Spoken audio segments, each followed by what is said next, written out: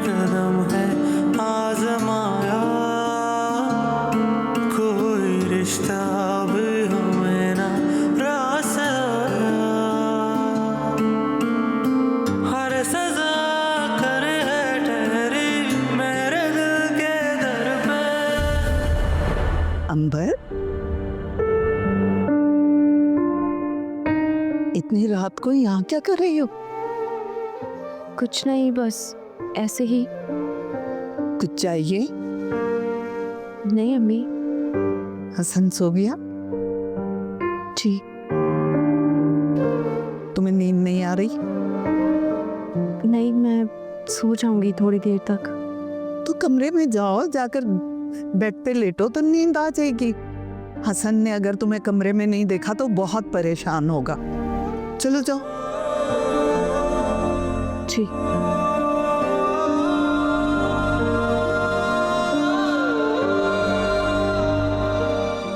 मेरे चक्कर में कहीं मैंने अपने बेटे के साथ ज्यादती तो नहीं कर दी कि दोनों तो मुझे कहीं से भी एक दूसरे के साथ खुश नहीं लगते। बेटे की खुशी के लिए कुछ ना कुछ तो करना ही पड़ेगा।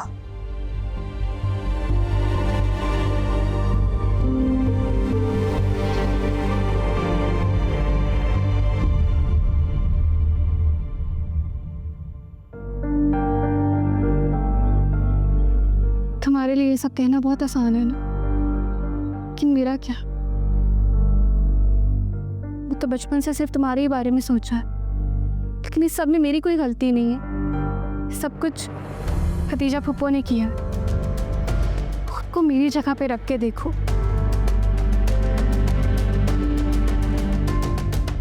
आई गेस ये सब मिसअंडरस्टैंडिंग है। ये मिसअंडरस्टैंडिंग मेरी जिंदगी का हिस्सा बन चुकी है। तुम इस रिश्ते से पीछे हटना चाहते हो? थोड़ा वक्त मिल सकता है मुझे सोचने के लिए? हाँ ठीक है, ले लो वक्त। लेकिन अगर तुमने इनकार भी किया तो मुझे कोई फर्क नहीं पड़ता। जब हमारा रिश्ता तय हुआ था तब हमारा स्टेटस था। अब मेरे अब्बू मर चुके हैं, हम गरीब हो गए हैं। ऐसे भी एक गरीब और यतीम लड़की से कौन शादी करना चाहेगा? अगर तुमने इनकार भी किया तो मुझे फर्क नहीं पड़ता। ऐसा बिल्कुल भी नहीं है सहर। ये झूठ तुम खुद से बोलो, मुझसे नहीं। सहर,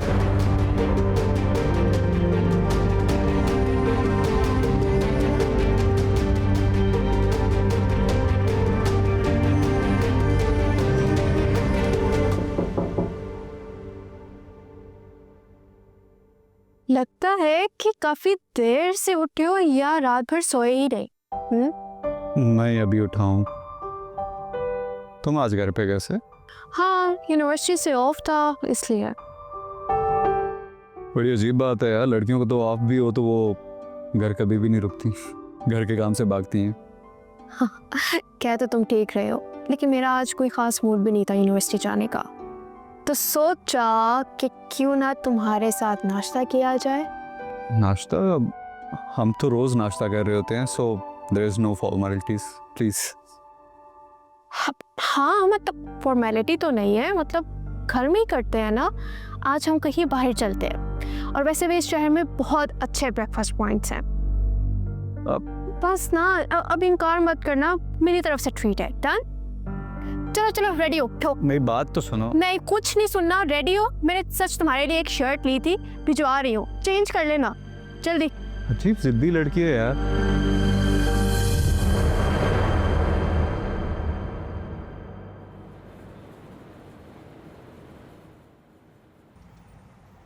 जी भाभी, आपने बुलाया था? हाँ, वो जल्दी में हो क्या? वो भाभी अभी गोश्त रख के आई हूँ चूल्हे पर। अच्छा बैठो, मुझे तुमसे ज़रूरी बात करनी है। जी भाभी। तुम्हें जो लड़के की तस्वीर दिखाई थी उसके बारे में बात की तुमने? जी भाभी, की थी बात। फिर क्या सोचा तुम दोनों ने? कुछ बोलो। भाभी, वो मैं सोच रही थी कि अगर शहर की तालीम मुकम्मल हो जाती तो क्यों बुरी करना है उसे? रमशा से बड़ी है वो। मुझे रमशा की अभी से फिक्र है और तुम्हें शहर की कोई फिक्र नहीं है। वो भाभी शहर चली जाएगी तो मैं अकेली हो जाऊंगी, और फिर अभी तो शहर के इम्तिहान भी हो रहे हैं ना। तो रिश्ता कर लो, मंगनी या निकाह करने में तो कोई अर्ज नहीं है। जी कह तो आप ठीक रही हैं, लेकिन देखो राबिया, जुबैर में ना पड़ी रहो, मुखलिसाना मशवरा दे रही हूँ। तुम्हारे दिल में क्या है मैं अच्छी तरह जानती हूँ। सीधी बात करूंगी, खदीजा बाजी तुम लोगों में अपने बेटे की शादी हरगिज़ नहीं करने वाली। भाई वो लोग अमेरिका में रहते हैं, जुबैर पढ़ा लिखा लड़का है, किसी चीज़ की कोई कमी नहीं है। वो क्यों तुम लोगों में रिश्ता करेंगी? और चलो मान लिया कि खदीजा बाजी मान भी जाती है, तो सोचा है कभी जुल्फ़िकार भाई मानेंगे कभी? वो अपने अकलौते बेटे की शादी अपनी हैसियत से कम वाले लोगों में क्यों करेंगे? लेकिन भाभी अपनी कही बात का इंसान को मान तो रखना चाहिए। किसी के साथ जबरदस्ती तो नहीं की जा सकती ना। लोग तो यहाँ निकाह तोड़ देते हैं। बुरा मत मानना, तुम तो फिर भी आधी अधूरी सी बात लेके बैठी हुई हो।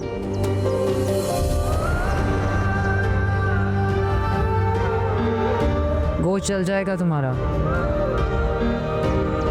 जी भाभी मैं देखती हूँ।